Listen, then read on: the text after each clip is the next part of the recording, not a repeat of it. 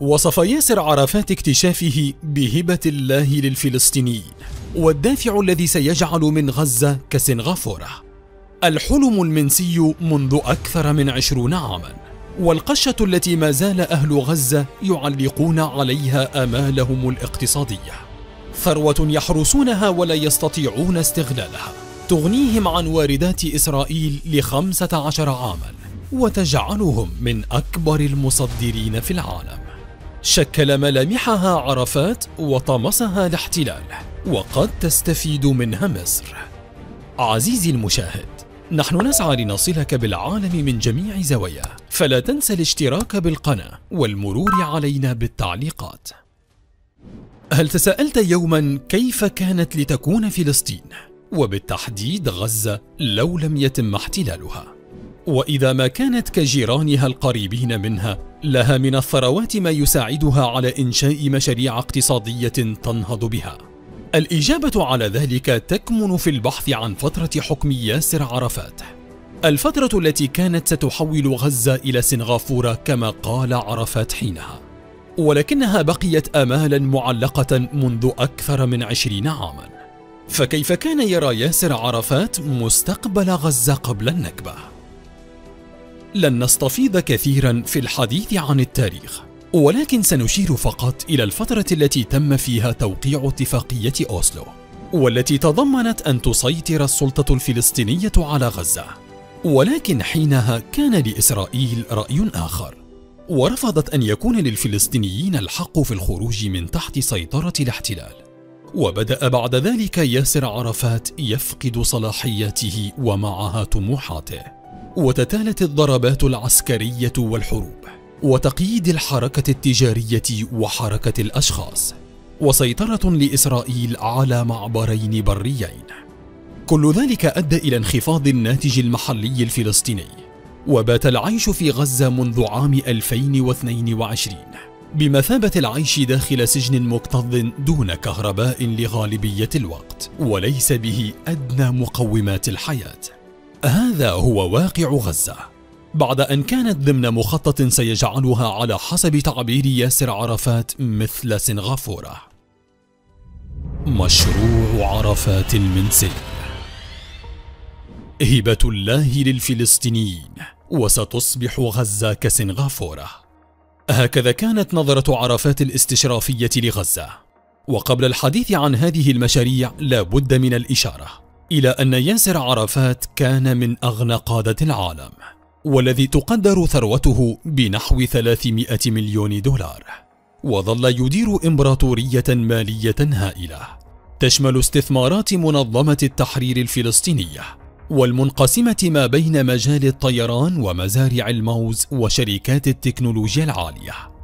وفي عهده وتحديدا عام 2000 بدأ الحديث عن مشروع تنمية غزة بعد اكتشاف حقل غزة مارين ومشروع استخراج ثرواته، الذي أعلن عليه ياسر عرفات وقال أنه هبة من الله. وتم حينها إقامة مراسم توقيع الاتفاقية الرسمية مع شركة بريتش غاز البريطانية لبداية عملية الاستخراج والتسويق فيما بعد. وتم اكتشاف الغاز بمناطق قبالة شواطئ غزة بعمق 650 مترا تحت المياه وعلى بعد 36 كيلومترا من غزة. وحقلي مارين 1 و2 لهما مخزون قدر ب32 مليار متر مكعب. والحقل الأول حدد مكانه ما بين إسرائيل وغزة، أما الثاني فيقع في المياه الإقليمية للقطاع. وقدرت إمدادات الغاز هناك بنحو 1.4 تريليون قدم مكعب، وهو ما يكفي لتلبية حاجيات الفلسطينيين لأكثر من 15 سنة، مع تصدير الفوائد منه والاستفادة من عائداته المالية، وبالتالي إنقاذ الخزينة الفلسطينية من عجز بلغ 600 ملايين دولار. ومن هناك بدأ الفلسطينيون يحلمون باستقلالهم الطاقي في الوقت الذي كانت إسرائيل تستورد غازها من مصر. ولكن بعد يوم فقط من توقيع عرفات اتفاقية التنقيب اندلعت الانتفاضة الثانية وتتالت الأحداث. ومع حصار غزة عام 2007 منعت جيوش الاحتلال أي محاولات فلسطينية للتنقيب، وحتى بعد سيطرة الفصائل الفلسطينية على غزة لم تتمكن كذلك من الوصول إلى هذه الحقول، وإن محاولات الفصائل الفلسطينية المتكررة من جهة ومنع إسرائيل لنجاح أي وسيلة من هذه الوسائل هما دليلان على أهمية هذه الحقول في القطاع، وهو ما يفسر تفاؤل ياسر عرفات بشأنهما، ويبدو أن توقعاته لم تكن مخطئة. فبحسب بعض المصادر بوزارة الاقتصاد الفلسطينية، وبعد أن تم أخذ عينات من البحر، رجح أن يكون هناك عدد من الحقول الأخرى التي يقدر عددها بحوالي 8 حقول أخرى. ولو تم السماح للفلسطينيين باستغلال هذه الثروات لصارت غزة كسنغافورة فعلا على رأي عرفات، وهو ما أكده عدد من الخبراء الذين أشاروا إلى كنز اقتصادي هائل على سواحل غزة، ومع ذلك تغرق المدينة في الظلام وتهدر ملايين الدولارات من أجل الحصول على الكهرباء من الجانب الإسرائيلي.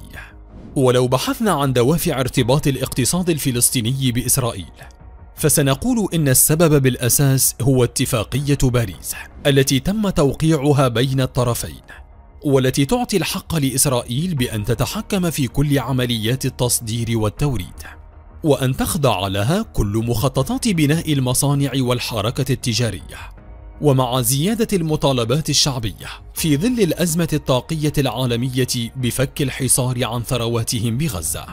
بينما لجأت تل أبيب إلى مصر لتجعلها وسيطا من أجل بعث تفاوضات مع الفصائل الفلسطينية ليتمكنوا من فرض السيطرة الكاملة على الحقول، وبالتالي التمكن من دمج حقول الغاز بغزة مع المنشآت البحرية المجاورة والتابعة لها. ولكن لماذا تقبل مصر بأن تكون وسيطا وتتخلى عن جزء من مبادئها تجاه القضية؟